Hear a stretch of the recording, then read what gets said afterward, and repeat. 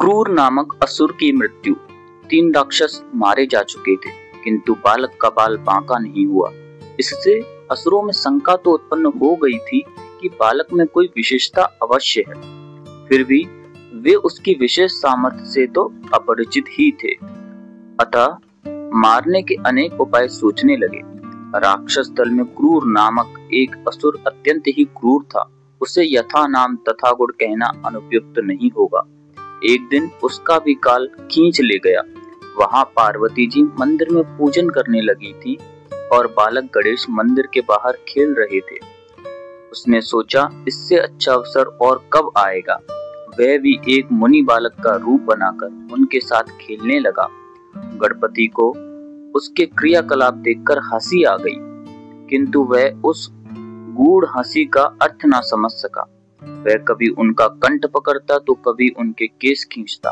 आरंभ में तो गणेश जी ने उसका अधिक प्रतिरोध नहीं किया, किंतु जब असुर के आघातों में प्रबलता आने लगी तब उन्होंने उसे पकड़कर बलपूर्वक गला दबा दिया। मंदिर से बाहर निकलती हुई गौरी ने अपने पुत्र की यह चेष्टा देखी तो आशंकित हो उठी और यह मुनि कुमार का गला अधिक ना दबा दे, इसलिए उसे बचाने को दौड़ी। किंतु तब तक उसके प्राण पखेरु उड़ चुके थे और वह छद्मवेश छोड़कर उस असुर रूप में प्राणहीन रूप से धरती पर गिर चुका था। पार्वती जी से उसे देखकर अत्यंत व्याकुल हुई और उन्होंने अपने पुत्र को उठाकर गोद में ले लिया।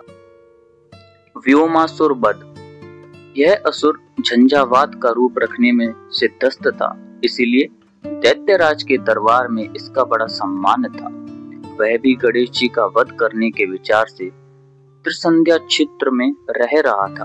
एक दिन गणेश जी का उपवेशन संस्कार होने लगा।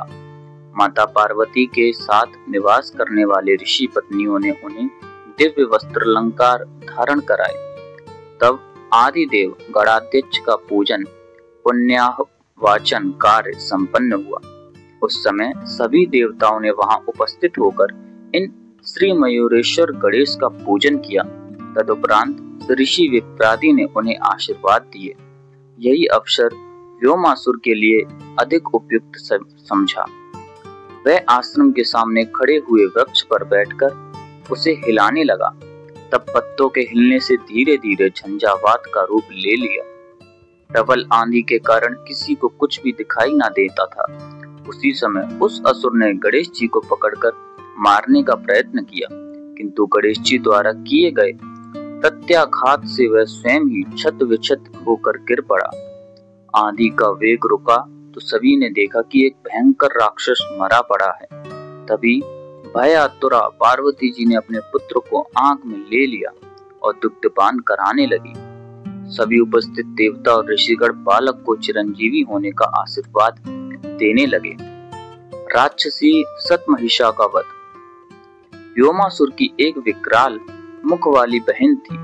उसका समस्त शरीर ही भयंकर एवं विशाल था।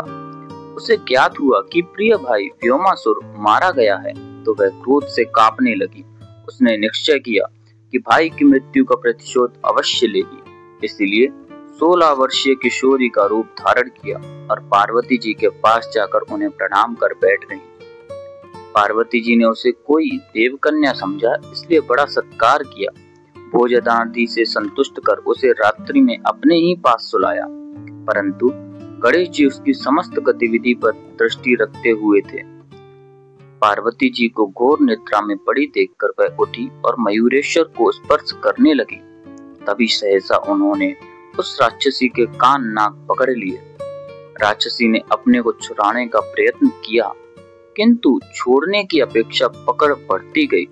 पर्वत के समान दबाव में छटपटाती हुई राक्षसी चित्कार कर उठी।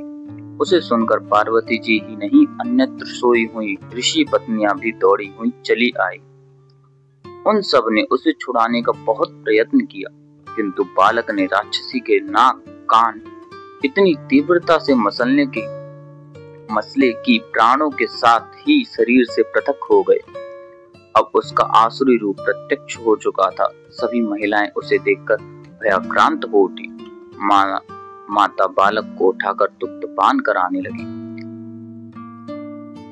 तदुपरांत एक एक कर अनेक असुर वहां आते रहे और प्राण गवाते रहे। इस प्रकार कर्मठ, तल्प, दुंदुभि, अजगर, सुलभ, नुतुर, मत्स्य, शैल, कर्दम आदि अनेक महाबली राक्षस मारे गए। जितने भी राक्षसों ने अपनी यह लीला समाप्त की, वे सभी भगवान के हाथ से मरने के कारण मोक्ष के अधिकारी हुए। वस्तुतः वे सभी असुर अत्यंत सौभाग्यशाली थे। भगवान को मारने के विचार से भी आकर उन्हीं के धाम को प्राप्त हो गए थे।